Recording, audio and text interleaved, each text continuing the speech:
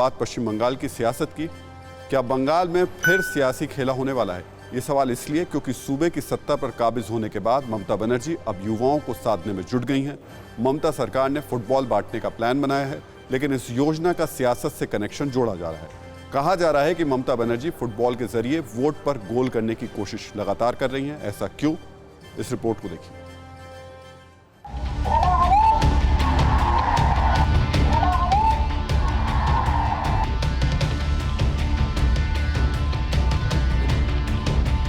ममता बनर्जी का ये नारा चुनावी था। ये अंदाज चुनावी जीत के लिए था, लेकिन चुनाव खत्म होने के बाद भी पश्चिम बंगाल के सियासी मैदान में खेला अभी बाकी है। जिस सियासी खेला की बदौलत ममता बनर्जी ने बंगाल में लगातार तीसरी बार जीत का गोल दागा, बंगाल की चुनावी पिच पर बीजेपी को क्लीन बोल्ड किया, राजनीति दांव पेच में तमाम विरोधियों को करारी शिकस्त दी। सियासत का वो खेला चुनाव बाद भी बंगाल में जारी रहेगा। ममता ने फिलहाल यही संकेत दिए हैं। पश्चिम बंगाल में ममता सरकार ने खेला होबे नाम से एक योजना की शुरुआत की है। राज्य में खेलों को प्रोत्साहन देने के लिए सरकारी योजना शुरू की गई है। योजना के तहत राज्य सरकार का खेल विभाग क्लब को फुटबॉल बांटेगा। जुलाई के पहले हफ्ते में फुटबॉल बांटने का काम शुरू हो सकता है।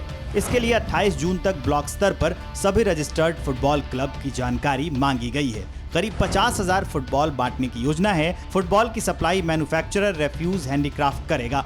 किस तारीख को बांटी जाएगी, इससे जुड़ी जानकारी सरकार जल्द साझा कर सकती है। वैसे तो ममता सरकार का मकसद इस योजना के जरिए सूबे में खेल को बढ़ावा देने का है, फुटबॉल के जरिए युवाओं को जोड़ने का है। आपको बता दें, भारत में पश्चिम बंगाल ही वो राज्य है जहां सबसे ज्यादा फुटबॉल खेला जाता है। सबसे ज्यादा फुटबॉल खिलाड़ी भी पश्चिम बंगाल से ही सामने आए हैं। बंगाल के युवाओं में फुटबॉल काफी लोकप्रिय है। फुटबॉल क्लब पर ज्यादातर सत्तारूढ़ पार्टी का कब्जा रहता है।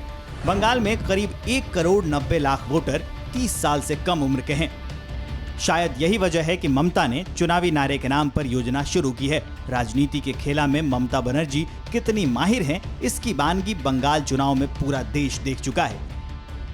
बंगाल में चुनाव से पहले हर शहर, हर गली, हर मोहल्ले में खेला होबे की गूंज थी। हावड़ा रैली की ये तस्वीर बंगाल की राजनीतिक बेसाद में आज भी सटीक बैठ रही है। ममता बनर्जी ने सैकड़ों समर्थकों के सामने व्हील चेयर से फुटबॉल उछालकर जता दिया था कि ये ममता का बंगाल है। यहाँ सियासी खेला सिर्फ और सिर्फ वो खुद कर सकती हैं।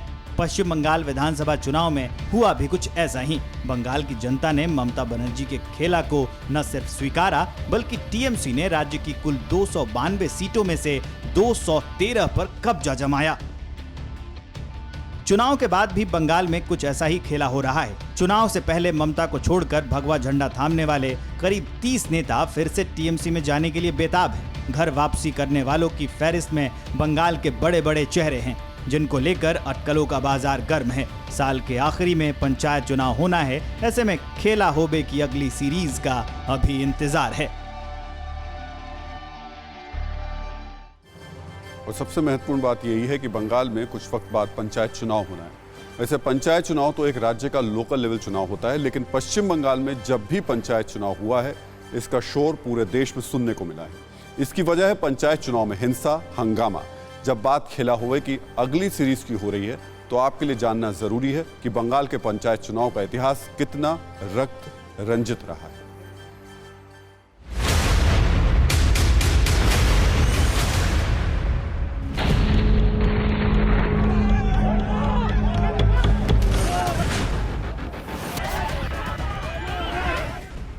बम, बारूद, गोलीबारी, मर्डर, लूट पिछले कुछ बरसों से पश्चिम बंगाल के पंचायत चुनाव की यही पहचान बन चुकी है। वोटिंग के नाम पर बमबारी होती है, लोकतंत्र के नाम पर खूनी संग्राम होता है, खून खराबा सरेआम होता है। छूना नहीं कोई भी।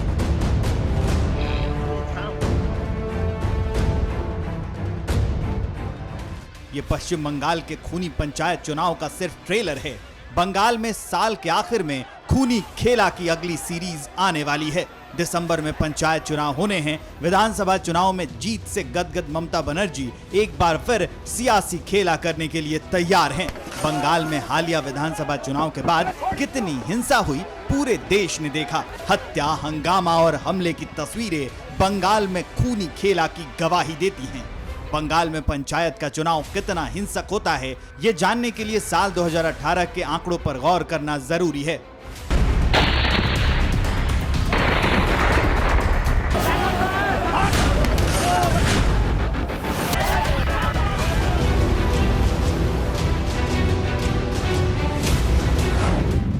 साल 2018 में पश्चिम बंगाल में हुए पंचायत चुनाव में जबरदस्त हिंसा हुई। अलग अलग हिंसक झड़पों में 12 लोगों की मौत हुई। पटकेल बारी में टीएमसी कार्यकर्ताओं के हमले में निर्दलीय उम्मीदवार के समर्थक शाहिद शेख की जान चली गई। नादिया के नकासीपुरा में पोलिंग बूथ से लौट रहे टीएमसी कार्यकर्ता की गोली मारकर हत्या कर दी गई। साउथ 24 परगना में टीएमसी कार्यकर्ता आरिफ अली की गोली मारकर हत्या कर दी गई। बेलडांगा में बीजेपी कार्यकर्ता तपन मंडल की हत्या हुई। बैरकपुर में बीजेपी के प्रत्याशी को चाकू मारा गया। आमडांगा में सीपीएम के कार्यकर्ता की बम हमले में मौत हुई। जलपाईगुड़ी के शिकारपुर में उपद्रवियों ने बैलेट बॉक्स को फूंक दिया। राज्य के कई हिस्सों में बूथ कैप्चरिंग की घटनाएं सामने आई। राज्य निर्वाचन आयोग को 500 से ज्यादा शिकायतें मिली। हिंसा की वजह से बड़ी संख्या में लोग पलायन को मजबूर हुए। ये कहानी सिर्फ पिछले साल पश्चिम बंगाल में हुए पंचायत चुनाव की है। ग्राम प्रधानी चुनाव का इतिहास और भी खूनी रहा है।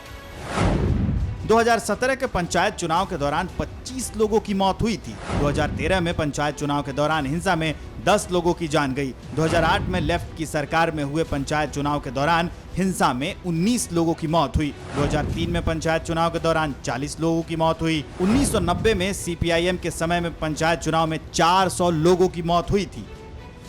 पश्चिम बंगाल में सरकार चाहे किसी की हो, सत्ता के सिंहासन पर कोई भी काबिज हो, पंचायत चुनाव के बैटल ग्राउंड में बम और बंदूक का ही शोर और जोर रहा है।